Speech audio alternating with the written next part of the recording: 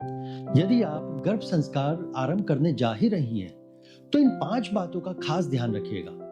देखिए, हिंदू धर्म या मान्यता के अनुसार संस्कारों का एक अपना ही महत्वपूर्ण स्थान है। संस्कार वो विशेष विधियां या अनुष्ठान होते हैं जिनका उद्देश्य व्यक्ति के जीवन में सकारात्मक बदलाव लाना होता है। गर्भ संस्कार भी इन्हीं संस्कारों का एक भाग है, जो माता पिता द्वारा गर्भ में पल रहे शिशु के लिए किए जाते हैं। यह न केवल शिशु के शारीरिक, मानसिक और भावनात्मक विकास में मदद करता है, बल्कि माँ और बच्चे के बीच में गहरे संबंध को भी स्थापित करता है। तो यदि आप गर्भ संस्कार प्रारंभ करना चाहते हैं, तो इन 5 बातों का आपको खास ध्यान रखना होगा। सबसे पहले सकारात्मक वातावरण बनाना, दूसरा कि स्वास्थ्य और आहार लेना, तीसरा योगासन और ध्यान जो है देना, चौथा पढ़ना और सुनना, यानी कि आप क्या सुनते हैं, क्या पढ़ते हैं, और पांचवा गर्भ संवाद। देखिए, ये जो 5 पॉइंट है, इन 5 में से जो सबसे पहले आता है कि सकारात्मक वातावरण बनाना, यानी पॉजिटिविटी से भरा एक माहौल तैयार करना। और यही गर्भ संस्कार के सफर का सबसे पहला कदम है, जिसको आप संगीत, दीप प्रज्वलित, साफ सफाई, योगासन और ध्यान और स्वस्थ आहार के जरिए इस अपने पहले कदम को पूरा कर सकती हैं। तो चलिए इनको एक बार एक एक करके जो है थोड़ा सा डेप्थ में जाकर देखते हैं कि किससे क्या होगा। तो सबसे पहले संगीत का प्रभाव। देखिए, हल्का और मधुर संगीत बजाएं, इसका प्रभाव शांति देने वाला होता है और यह गर्भस्थ शिशु के लिए भी जो है बहुत अच्छा होता है। और कोशिश करें कि आप अपना धर्म से जुड़े ज्ञान और अच्छी बातें, मंत्र, गुरुवाणी या आयतें जो भी आपके धर्म के अंतर्गत आती हो, उन्हें संगीत के माध्यम से सुने। जो भी आप सुनेंगी वो आपके गर्भ में पल रहे शिशु भी सुनता है। इस संगीत का और अधिक प्रभाव महसूस करने के लिए इस संगीत को साउथ वेस्ट यानी कि दक्षिण पश्चिम दिशा में सुने। दूसरा इसमें पॉइंट आता है आपका दीप प्रज्वलित का, यानी कि घर में देसी घी का दीपक जलाने से एक सकारात्मक ऊर्जा का संचार होता है। वातावरण में शांति बनी रहती है और हवा में ऑक्सीजन की गुणवत्ता बढ़ जाती है। यह दीप घर में नेगेटिविटी या यूं कहिए कि नेगेटिव एनर्जी को खत्म करता है और पॉजिटिविटी को बढ़ाता है।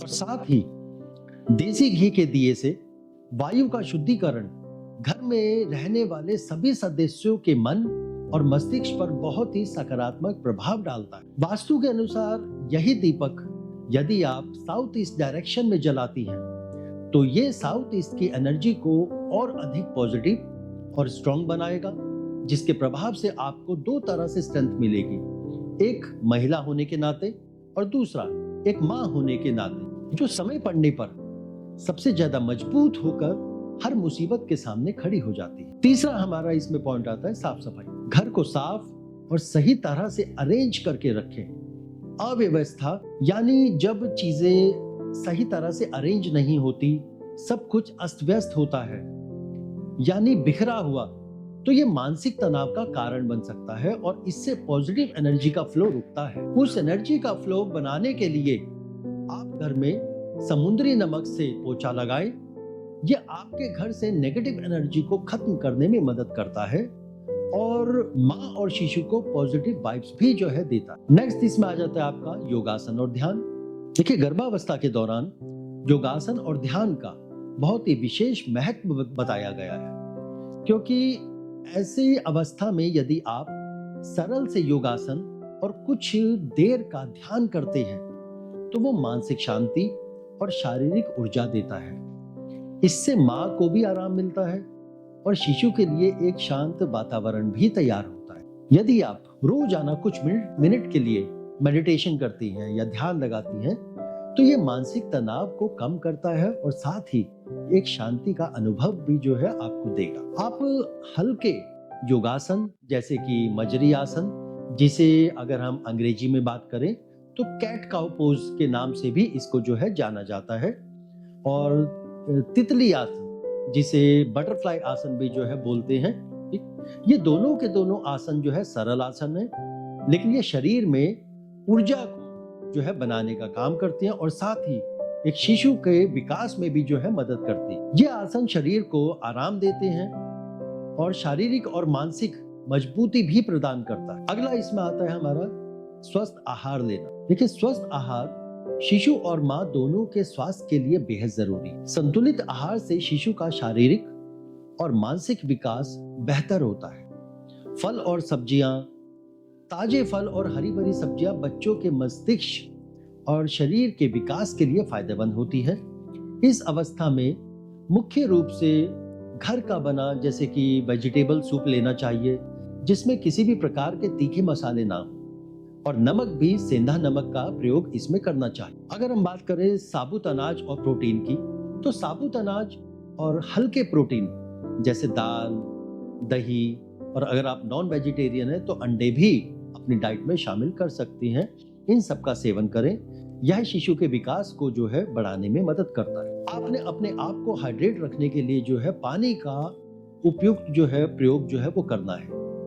पर्याप्त पानी जो है पीना भी जो है बहुत जरूरी है, ताकि शरीर आपका हाइड्रेट रहे और शिशु का विकास सुचारू रूप से हो। परंतु सादे पानी के अलावा नारियल पानी, दाल का पानी, गुड़ का पानी और नींबू पानी माँ और होने वाली संतान दोनों को जो है फायदा जो है देता है। तो ये थी वो जानकारी कि जिसमें गर्भ संस्कार जब हम देना शुरू करते हैं अपनी होने वाली संतान को, तो उसमें सबसे पहला चरण वो क्या होता है और कैसे इसको स्टार्ट करना चाहिए। तो आज की वीडियो में केवल इतना ही। तो अगले वीडियो में हम फिर से एक नई जानकारी लेकर आएंगे जो कि गर्भ संस्कार से ही जो है जुड़ी होगी, जिसमें हम आपको बताएंगे कि पहले चरण के बाद आगे के जो 4 चरण हैं उसमें क्या होना चाहिए और किस किस स्टेप को कैसे जो है लेना चाहिए। तो मिलते हैं हर बृहस्पतिवार सुबह 11 बजे और हर शनिवार शाम को 6 बजे। तो तब तक के लिए धन्यवाद।